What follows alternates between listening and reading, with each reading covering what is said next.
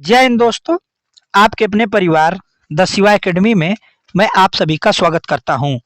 दोस्तों, UP police constable भर्ती से संबंधित मैं हिंदी का भाग 3 लेकर आया हूं। इससे पहले मैं भाग 1 और भाग 2 करा दिया हूं। दोस्तों, बता दूं आपको कि हिंदी के सभी चैप्टरों से मैं प्रैक्टिस लेकर आता हूं, जो प्रीवियस ईयर और बनने वाले प्रश्नों की संभावना ज़्यादा होती है।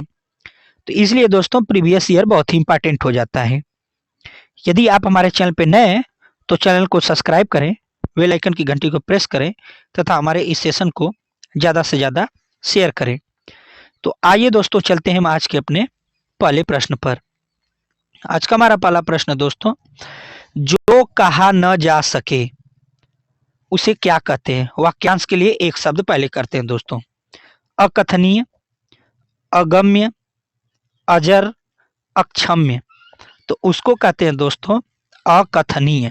ये बिल्कुल इसका सही हो जाएगा। आगे देखते हैं प्रश्न नंबर 2। समय की दृष्टि से अनुकूल, उसको वाक्यांश के लिए एक शब्द क्या कहते हैं? अनुकूल कहते हैं। समयानुकूल, प्रतिकूल, समयानुकूल कहते हैं, समानुकूल कहते हैं। तो याद रखिए दोस्तों, इसका हो जाएगा बिल्कुल बी सही। समयानुकूल कहते हैं समय की दृष्टि से अनुकूल को। आइए देखते हैं अगला प्रश्न।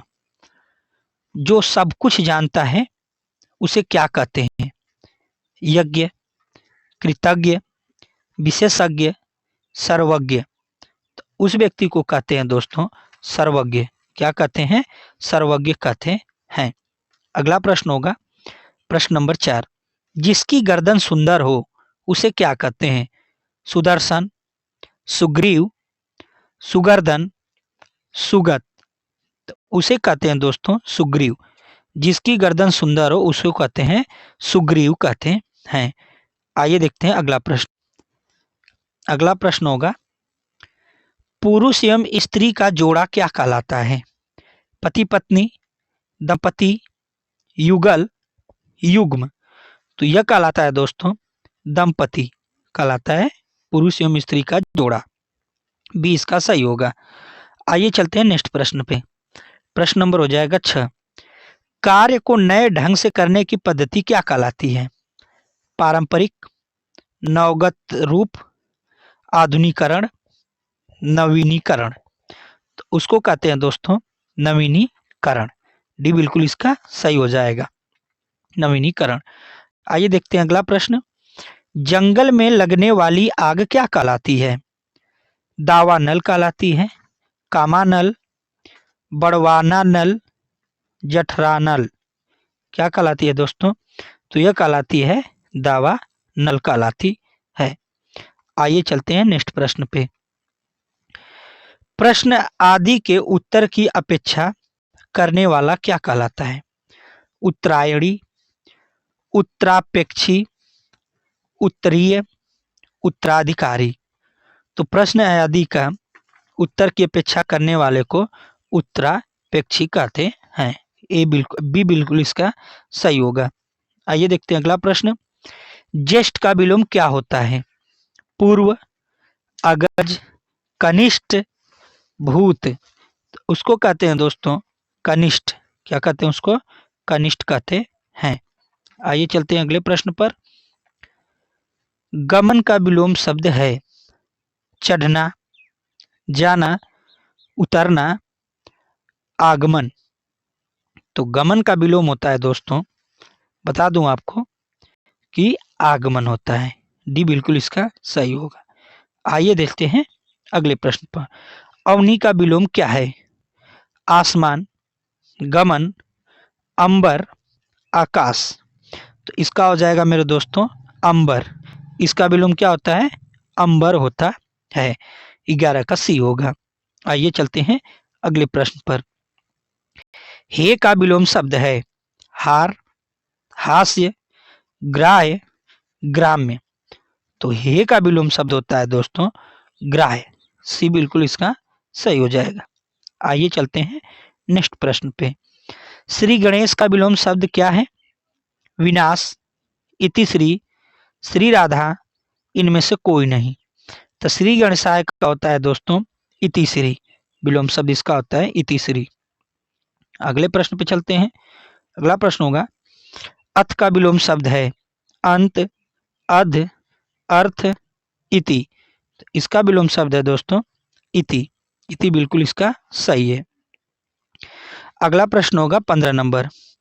अमी का पर्यायवाची शब्द है विष, आम, मधुप, सुधा। तो इसका पर्यायवाची होगा दोस्तों सुधा। सुधा इसका बिल्कुल सही पर्यायवाची है। अगले प्रश्न पे चलते हैं। पृथ्वी का पर्यायवाची शब्द है रत्नागर्भा, स्वर्णमयी, वसुमती, हिरण्यगर्भा। तो पृथ्वी का पर्यायवाची शब्द है रत्नागर्भा। ये इसका सही होगा। आइए चलते हैं अगले प्रश्न पे। भाषा शब्द संस्कृत के किस धातु से बना है? भाष्य, भास, भास, भाष्य। तो यह बना है दोस्तों भास से। यह बिल्कुल डी इसका सही होगा। अगला प्रश्न होगा। अगला प्रश्न है तरुण का विपरीत शब्द बताइए। मंद, वृद्ध, सुस्त, इनमें से कोई नहीं। तो 18 का हो जाएगा दोस्तों वृद्ध। वृद्ध इसका बिल्कुल सही होगा। आइए देखते हैं अगला प्रश्न। इनमें से कौन से विपरीत शब्द पतझड़ का अर्थ है? पतझड़ का अर्थ बताना है दोस्तों विपरीत। वसंत, शीतल, सर्दी, विस्तार। तो इसका हो जाएगा दोस्तों वसंत। 19 का ये बिल्कुल सही है। आगे देखते हैं। अगला प्रश्न है ग्रीस में कौन सा संधि है? गुण संधि, दीर्घ संधि, वृद्धि संधि, आयादी संधि। तो इसमें है दोस्तों वृद्धि संधि, सॉरी दोस्तों दीर्घ संधि। ग्रीस में कौन सा संधि है? दीर्घ संधि है। आगे देखते हैं 21 नंबर। निम्न में से अल्प प्राण कौन से हैं? बताइए दोस्तों इसमें से अल्प प्राण कौन सा होगा? तो इसमें होगा अल्प प्राण सी। क और ख अल्प प्राण, क और ग अल्प प्राण होते हैं ऑप्शन के अकॉर्डिंग। आगे देख लेते हैं। इनमें से कौन सी शुद्ध है? इनमें से कौन सा शब्द क्या है? शुद्ध है। भस्म, हिंदू, चिन्ह, प्राण। इसका हो जाएगा दोस्तों डी। डी बिल्कुल सही है। शब्द है इसमें प्राण बिल्कुल सही होगा। आगे देख लेते हैं। इनमें से कौन सा शब्द अशुद्ध है? बताइए दोस्तों इनमें से अशुद्ध कौन सा है? तो इसमें से अशुद्ध है पूर्ण। यह बिल्कुल अशुद्ध शब्द है। अगला प्रश्न देख लेते हैं 24। इनमें से कौन सा युग्म शब्द गलत है? बताइए दोस्तों इनमें से शब्द युग्म कौन सा गलत है? तो इसका गलत है बी। बी शब्द युग्म गलत है। आगे देख लेते हैं। आइए देखते हैं अगला प्रश्न। अगला प्रश्न होगा संधि कितने प्रकार की होती है? तो संधि होती है दोस्तों 3 प्रकार की। बिल्कुल सी इसका सही होगा। आगे देख लेते हैं। दिए गए शब्दों में शुद्ध वर्तनी वाला शब्द कौन सा है? शुद्ध वर्तनी वाला शब्द बताना है। तो इसका शुद्ध वर्तनी हो जाएगा दोस्तों सी, सुषुप्ति। इसका सही होगा। आगे देख लेते हैं। दिए गए शब्दों में शुद्ध वर्तनी वाला शब्द बताइए। इसमें से शुद्ध कौन सा बताना है दोस्तों? तो इसमें शुद्ध है स्रोत। स्रोत बिल्कुल सही है इसका। आगे चलते हैं। सिरतोड़ में कौन सा समास है? करण तत्पुरुष, अपादान तत्पुरुष, संप्रदान तत्पुरुष, कर्म तत्पुरुष। तो इसका हो जाएगा मेरे दोस्तों डी, कर्म तत्पुरुष हो जाएगा इसका बिल्कुल सही। आगे देख लेते हैं। महात्मा में कौन सा समास है? तत्पुरुष समास, अव्ययी भाव समास, बहुब्रीहि समास, कर्मधारय समास। तो इसमें हो जाएगा दोस्तों कर्मधारय समास। महात्मा में कर्मधारय समास होता है। आगे देख लेते हैं प्रश्न नंबर 30। इनमें से अलंकार का कौन सा भेद है? अलंकार के भेद है छेकानुप्रास, शब्दालंकार, लाटानुप्रास। इनमें से कोई नहीं। तो अलंकार का भेद है दोस्तों शब्दा अलंकार। बी बिल्कुल इसका सही है। आइए चलते हैं अगले प्रश्न पर। पुरोहित में उपसर्ग है। बताइए दोस्तों पुरोहित में उपसर्ग कौन सा है? तो पुरोहित में उपसर्ग है पूरा। पूरा दोस्तों पुरोहित का उपसर्ग है। आगे देख लेते हैं 32 नंबर। औन्नत शब्द में प्रयुक्त उपसर्ग है। औन्नत शब्द में उपसर्ग बताना है दोस्तों, तो इसका हो जाएगा औ। क्या होगा इसमें उपसर्ग? औ होगा। आगे देख लेते हैं अगला प्रश्न। सावधानी में शब्द में प्रयुक्त प्रत्यय है। सावधानी शब्द में प्रत्यय बताना है, तो सावधानी में प्रत्यय होता है दोस्तों बड़ी ई। क्या होता है? बड़ी ई प्रत्यय होता है। इसका ए बिल्कुल सही हो जाएगा, याद रखिएगा ए।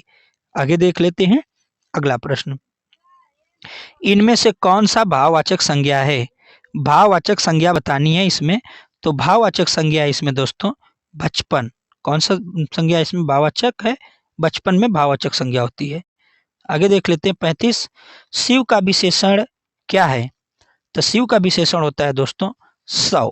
सौ होता है शिव का विशेषण, याद रखिएगा शिव का विशेषण सौ होता है। आगे देख लेते हैं 36 नंबर। भूतकाल के कितने भेद होते हैं?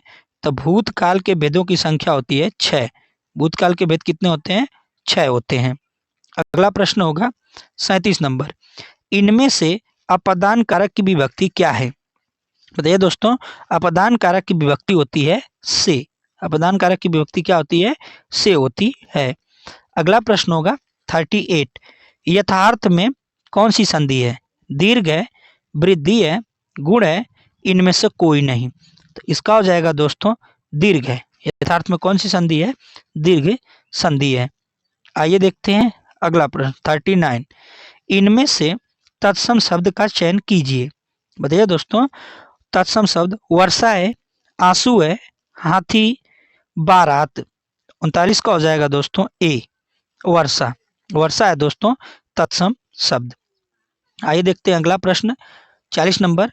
मत्तक्य में कौन सी संधि है? गुण संधि, वृद्धि, दीर्घ, इनमें से कोई नहीं। तो 40 का हो जाएगा दोस्तों बी, वृद्धि संधि है मत्तक्य में। अगला प्रश्न है 41। हिंदी किस भाषा परिवार की भाषा है? द्रविड़, चीनी तिब्बती, भारोपी, आस्ट्रिक। तो यह है दोस्तों भारोपी परिवार की भाषा है हिंदी। आइए चलते हैं अगले प्रश्न पे 42। हिंदी भाषा का जन्म हुआ है लौकिक संस्कृत से, वैदिक संस्कृत से, पाली संस्कृत से, अपभ्रंश से। तो हिंदी भाषा का जन्म हुआ है दोस्तों अपभ्रंश से। 42 का डी होगा। आगे देख लेते हैं शुद्ध वर्तनी का चयन कीजिए। बताइए दोस्तों, शुद्ध वर्तनी इसमें कौन है? 43 का बताएंगे, तो शुद्ध वर्तनी है कृपा। इसका भी बिल्कुल सही वर्तनी है दोस्तों, कृपा ऐसे लिखा जाता है। अगला प्रश्न होगा 44। जाके पाव न फटे बिवाई, सो क्या जाने पीर पराई का अर्थ क्या है? जिसके ऊपर बीतती है वही जानता है, दूसरे के कष्ट को अनुभव करना, कठोर होना, दयालु होना। तो इसका हो जाएगा दोस्तों ए, जिसके ऊपर बीतती है वही जानता है। आइए दोस्तों चलते हैं आज के अपने लास्ट प्रश्न पे। आज का हमारा लास्ट प्रश्न होगा जस दुल्हा तन बनी बारात का अर्थ क्या है? जस दुल्हा तस बनी बारात का अर्थ है दोस्तों क्या होगा बताइए? सभी साथी एक ही जैसे, संगठन से ही कार्य सिद्ध होता है, बेढंग होना, सुंदर वस्तु के साथ ही सुंदर वस्तु का मेल होना। तो जस दुल्हा तस बनी बारात का अर्थ होता है दोस्तों सभी साथी एक ही जैसे होना। तो यह रहे दोस्तों आज के हमारे 45 प्रश्न, और यह हमारा सेशन कैसा लगा और आपका स्कोर कितना रहा यह हमें ज़रूर बताइएगा। मिलते हैं अगले वीडियो में, तब तक के लिए धन्यवाद। जय हिंद।